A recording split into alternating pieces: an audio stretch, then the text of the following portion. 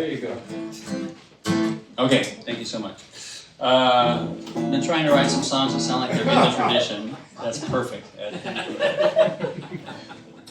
So here's one that's, we've had a lot of lighthearted songs tonight, so it's time we had a tragic one. A tragic one from about 100 years ago, we'll say, 100 years ago. You ready? No. Okay. Mostly A minor.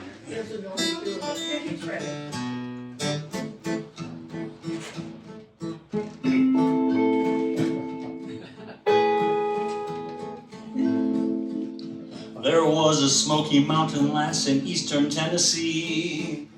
Her shape that of an hourglass, her hair was wild and free. And through the foothills she would pass for all the world to see. And on her feast of beauty they would gorge in Pigeon Forge. And thus did Ruthie gain renown with looks that nature gave her. And all the young men of the town would vie for Ruthie's favor. They could not keep their passion down, so hotly did they crave her. She told them all that they must fight this urge in Pigeon Forge.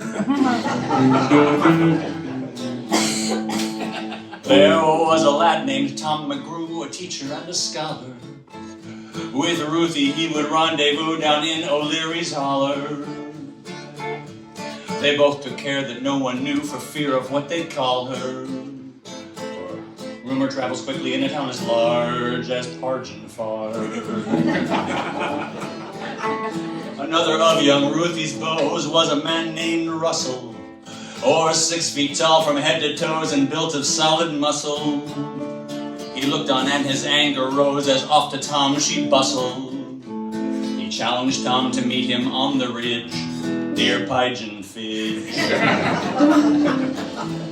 Now Tom McGrew was no one's fool, as knowledge was his master. Where Russell ne'er had been to school to earn a living faster. He had the strength of many a mule, a recipe for disaster. For Russell was a man who held a grudge in Pigeon Forge. In spite of Ruthie's pleas for peace, the men kept their appointment. She followed, begging them to cease and bearing first aid ointment. And on that day the town police to their local gin joint went. And history would spill blood on this page of Pigeon Forge. Oh, Appalachia, can nothing stop the plunder of every Smoky Mountain top?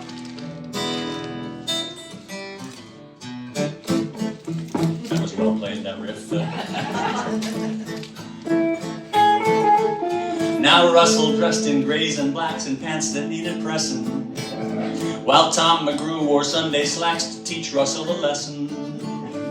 And Russell merely brought an axe, but Tom a Smith & Wesson. If Russell wanted bloodshed, he'd oblige in Pigeon Forge. Then desperately Ruthie cried and pleaded with each suitor. Ashamed, Tom turned his gun aside for fear that he might shoot her. And Russell, swallowing his pride, raised his arm to salute her, and accidentally axed himself between kidney and spleen. The birds from all the trees took flight, so great his cry of pain, as Ruthie fled into the night and it began to rain. While Tom fired several shots in fright, so addled was his brain. And that's what instigated the mudslide in which they died. The mudslide gathered force and speed as toward the town it sped. Oh, nature's power is strong indeed, and dozens soon were dead. Fewer mountains are what we need, the politicians said. And that's when they first gave their approval to mountaintop removal. Oh, Appalachia, can nothing stop the plunder of every Smoky Mountain top? Better. Now some have tried to reason through the meaning of this ballad, I say whatever works for you and any theory's valid.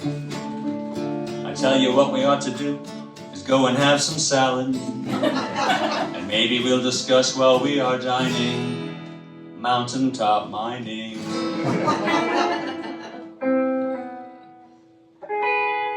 Yeah.